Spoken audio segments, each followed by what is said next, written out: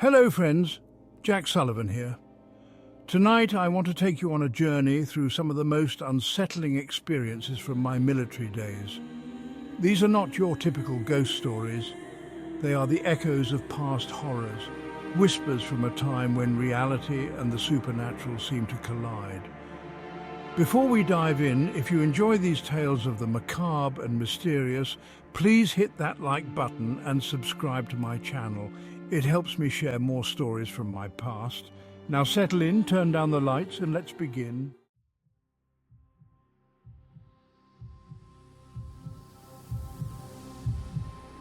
It was 1978, and I was stationed at a remote base in the heart of the Cambodian jungle. The barracks we were assigned to had an unsettling reputation. Locals spoke of the place with a mix of reverence and fear, hinting at things best left undisturbed. The first night in the barracks, I felt a chill that had nothing to do with the weather. The temperature dropped noticeably as soon as the sun set. I brushed it off as jungle fever until I heard the whispers. It started as a low murmur, like wind rustling through the leaves.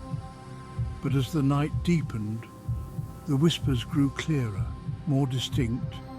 They seemed to come from the very walls of the barracks, and they spoke in a language I couldn't understand.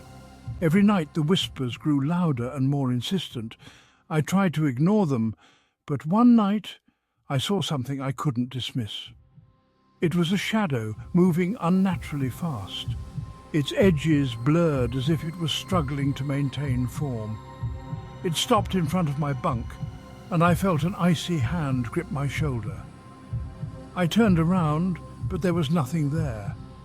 I knew then that something malevolent was at work. I wasn't alone in that barracks.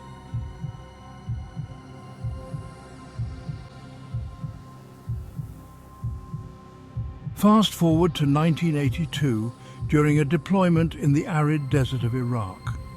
I was stationed in a forward operating base isolated from the main camp. It was here that I encountered one of the most perplexing apparitions of my career. One night, a soldier, a young private named Carter, came to my tent, visibly shaken. He claimed he'd seen a figure wandering the desert, a soldier in old tattered uniform walking aimlessly. I followed Carter's lead. We found tracks. Military boots sunk deep into the sand, leading to nowhere. We searched for hours but found nothing. Then I saw him, the phantom soldier. He appeared just as Carter described, his face obscured by shadows, but his eyes cold, empty. He walked toward me, and with each step the air grew colder. I tried to speak to him, but he just stared, his gaze piercing through me. When he finally vanished, the temperature rose back to normal. Carter and I were left in stunned silence. I never found out who he was or why he was there, but the memory of his lifeless eyes haunts me to this day.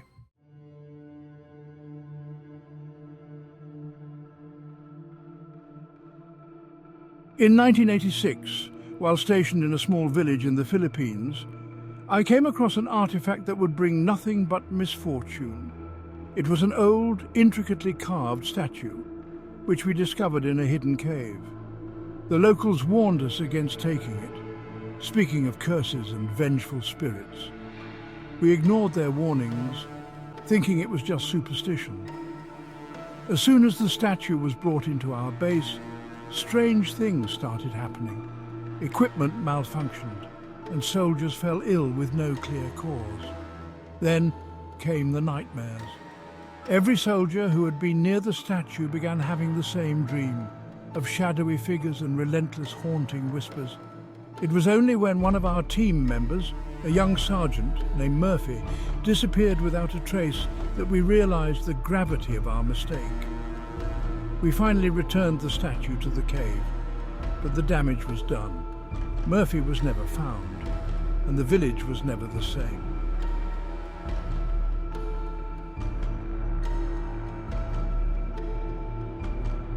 In 1991, during a peacekeeping mission in the Balkans, we were sent on a routine patrol through a dense forest.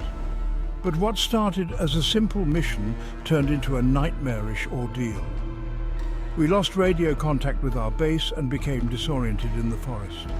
Strange sounds filled the air, rustling, snapping branches, and an unsettling silence that followed. We stumbled upon an abandoned village, seemingly untouched for decades. As we explored, we found evidence of recent activity, fresh tracks disturbed earth. Then we saw them, figures moving in the shadows, their features indistinguishable. They seemed to be watching us, their presence growing more oppressive. One by one, our patrol members disappeared. I was the only one left, searching frantically for my comrades. When I finally found my way back to base, I was alone. My patrol was never recovered, and the village remains a ghostly reminder of that night.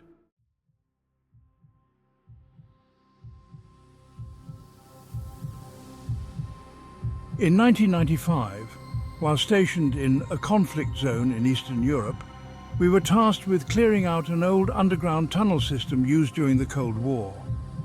It was said to be filled with hidden bunkers and supplies, but what we found there was far more unsettling.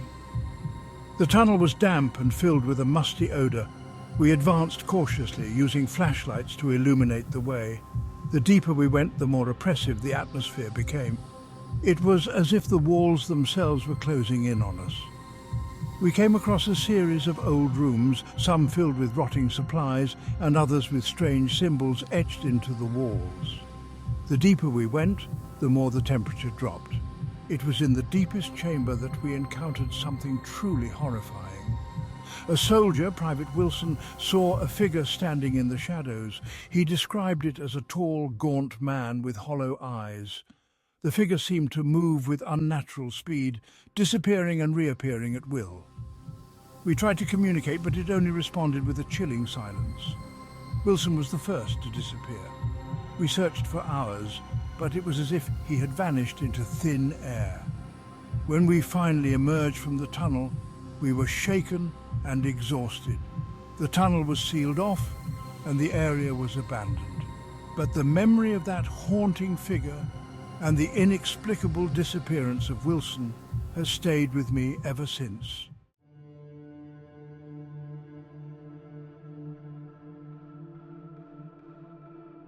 In 1999, during a humanitarian mission in South America, our unit was sent to a remote village that had recently reported mysterious disappearances. The villagers were tight-lipped, but their fear was palpable. We began investigating, interviewing locals and searching for clues. The villagers spoke of a dark presence in the jungle, a shadow that preyed on those who wandered too far. One evening, a villager named Maria approached us with a strange request. She claimed to have seen the shadow and wanted us to help her find it. We followed her into the jungle, and what we found was beyond belief. The jungle was eerily silent, and the air was thick with tension. We came across an ancient, abandoned temple hidden deep in the jungle. The walls were covered in strange carvings and symbols, and the air was heavy with an otherworldly presence. As we explored the temple, we were overcome by a sense of dread. Shadows moved on their own, and whispers filled the air. We found a chamber with a large stone altar covered in dust and cobwebs. On it was an ancient ceremonial dagger. Maria became increasingly agitated as we approached the altar. She claimed that the dagger was the source of the village's misfortunes, an artifact bound to an ancient curse. We decided to remove the dagger from the altar, hoping it would bring an end to the village's suffering. But as soon as we did, the temperature plummeted and a deafening roar filled the temple. The shadows coalesced into a towering figure, its eyes glowing with an intense, malevolent light. It seemed to be a guardian of the dagger, bound by some ancient pact. We fled the temple, and as we emerged into the jungle, the shadows seemed to follow us. The villagers' fears had been realized, and the curse seemed to have been awakened. We managed to escape, but the village was left to deal with the consequences of our actions. To this day, I wonder if removing that dagger truly ended the curse, or if it only set the stage for something worse.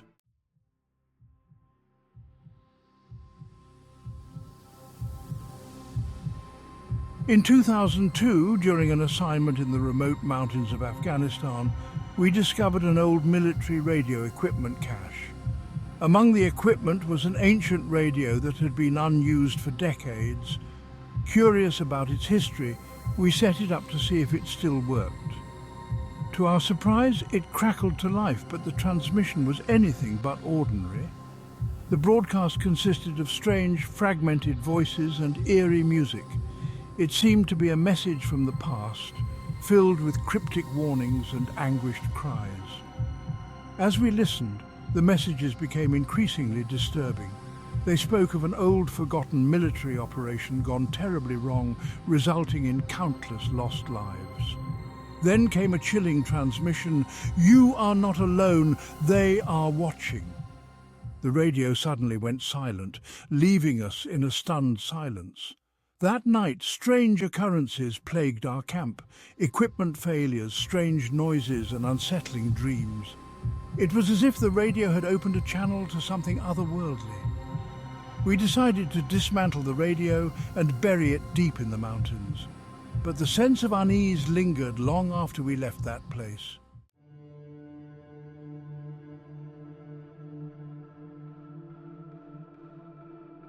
In 2005, we were deployed to a remote village in the Siberian wilderness. The village was known for its isolation and strange, unexplained phenomena. Upon arrival, we found the village eerily empty. The houses were intact, but there were no signs of life. No people, no animals, nothing. We conducted a thorough search, but there was no trace of the villagers. It was as if they had simply vanished. Then we discovered a series of strange symbols carved into the walls of the village's central hall. They seemed to be some kind of ritualistic markings. As night fell, we heard strange sounds from the surrounding woods, muffled cries and ghostly whispers. The temperature dropped suddenly, and an oppressive silence descended over the village. By morning, the village was still deserted. We finally left. But the mystery of the vanishing villages remained unsolved. It's as if they had been taken by an unseen force, leaving only echoes behind.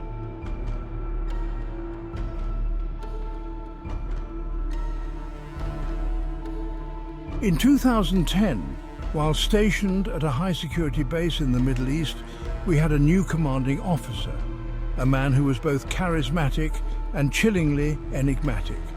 Commander Richards was known for his strict discipline and eerie calmness. Some soldiers whispered about his unsettling presence, but I dismissed it as mere superstition. It wasn't until one night, during a routine inspection, that I witnessed something I couldn't explain. Commander Richards was seen walking alone in the base's restricted area, even though it was off limits.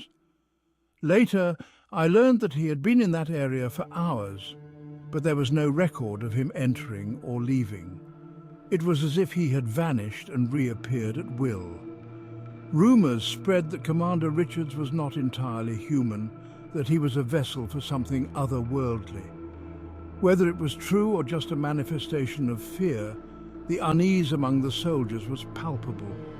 We never learned the truth about Commander Richards, but the stories about him persisted long after he was reassigned. His presence left a lasting impression, one that lingered like a ghost in our memories.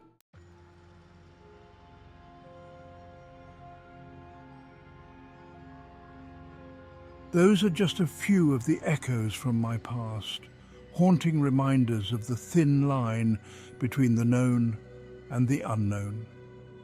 These experiences have stayed with me, and I hope they have given you a glimpse into the eerie and inexplicable. If you enjoyed these stories and want to hear more from the shadows of my past, please give this video a thumbs up and subscribe to my channel. Your support helps me continue sharing these chilling tales. Thank you for joining me tonight. Until next time, remember to stay vigilant, because sometimes the past refuses to stay buried.